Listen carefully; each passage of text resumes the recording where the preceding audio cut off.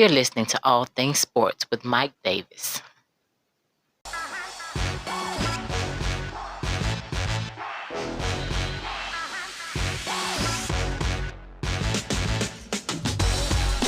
Hey, what's going on, everybody?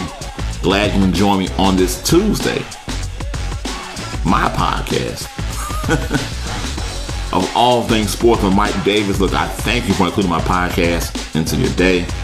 If you're listening on Spotify, do yourself a favor. Follow the podcast. If you're on the YouTube side of things, comment, subscribe, like, share, all that good stuff. Go to the social media links in the description box to get in contact with the show for comments or suggestions. I won't take up much more of your time. Let's get into it. As always, I got a great show for you guys today. But, I like to chat with you guys before getting into it.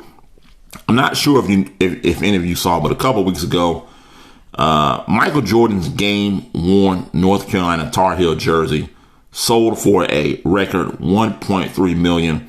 It was from the championship season. I'm not sure if it's the jersey from the championship game. I don't know if that's a jersey he would want to part with, but nonetheless, it is a jersey that he wore from his championship season at North Carolina.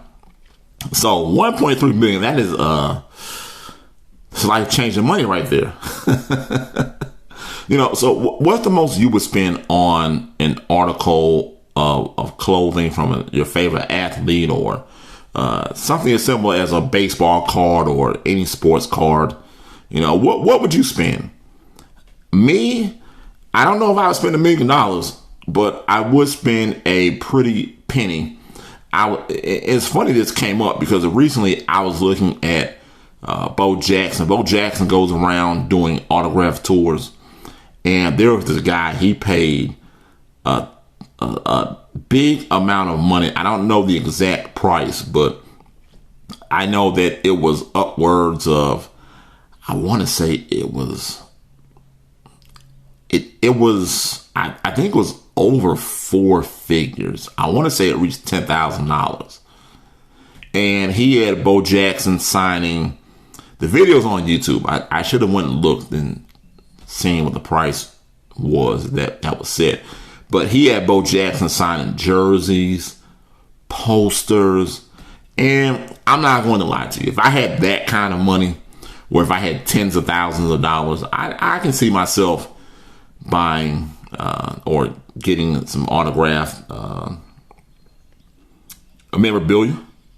So I do have one piece of memorabilia. I know it's not going to mean much to anybody, but shout out to one of my coworkers I worked with in my last job. He ended up giving me a signed TJ Duckett Falcons helmet. He knew I was a big sports fan, and he didn't have to do that, and I really appreciate it. I have the helmet to this day, shout out to him. I appreciate him for that. So, what's the most you'll pay for any type of sports article or memorabilia? Let me know down in the comments below. All right, so let's get into the real reason we are here. Got a great show for you guys today.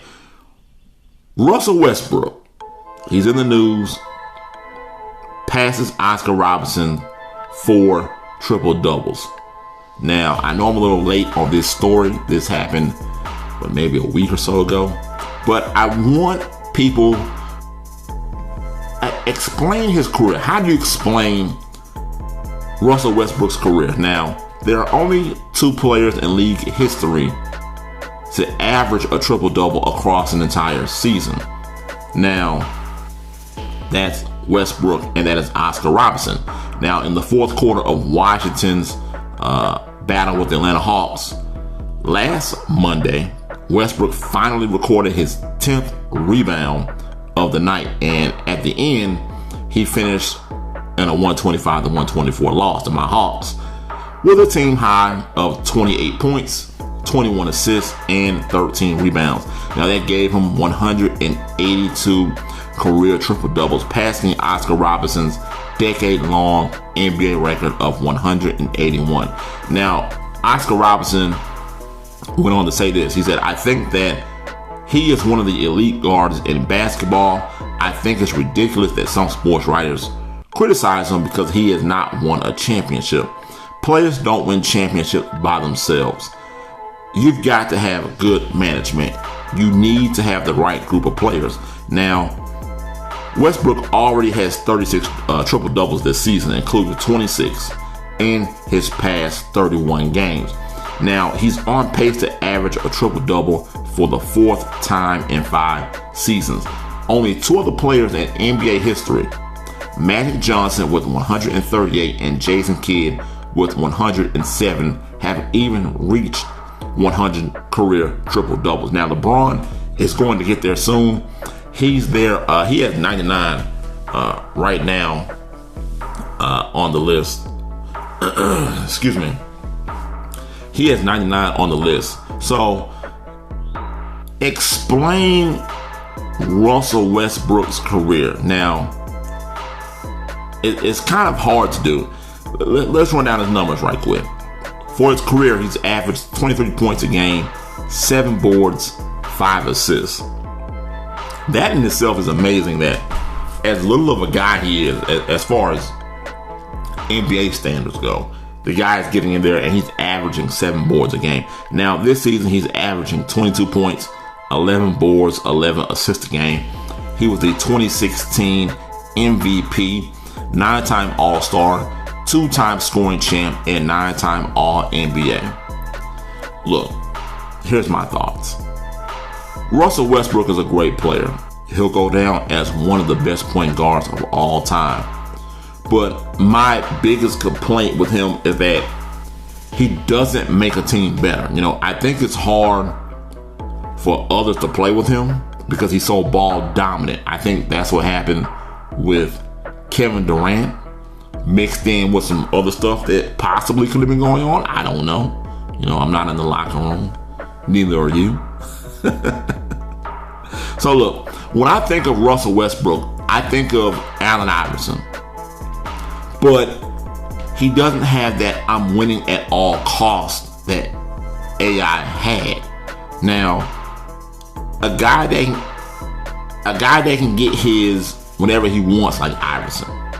You know, but his career has gone the way of Charles Barkley and Dominique Wilkins, where it seems that he'll be everything, but he couldn't win.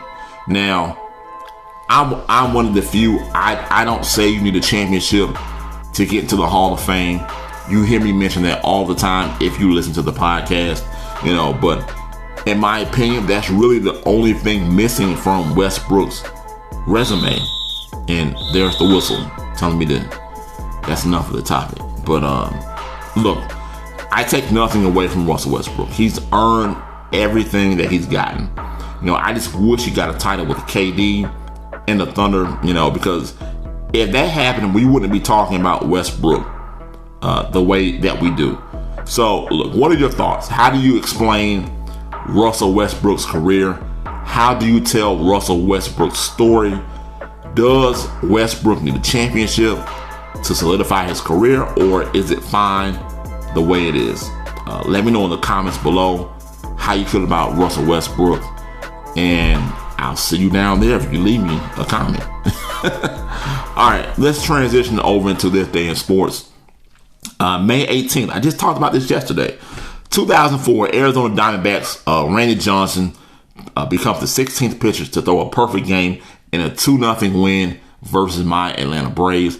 I saw that game, and I saw the game live, but I do go back and watch it from time to time on YouTube. And it was funny seeing Randy Johnson's reaction because he when it was all over, everyone was jumping around. But him, you know, he acted like it was just another day at the office. And you know how it is, you know, act like he'd been there before. So nothing but respect to Randy Johnson, one of the greatest pitchers of my time that I've seen. So look, that's all I got for you today, folks. I thank you for including my podcast into your Tuesday. If you're listening on Spotify, do yourself a favor, follow the podcast. If you're on the YouTube side of things, subscribe, comment, like, share, all that good stuff. Go to the social media links in the description box to get in contact with the show for comments or suggestions. You've been listening to Mike Davis. Well, you've been listening to All Things Sports with Mike Davis. And remember, it's your world. I'm just giving my opinion. I'm out. Peace.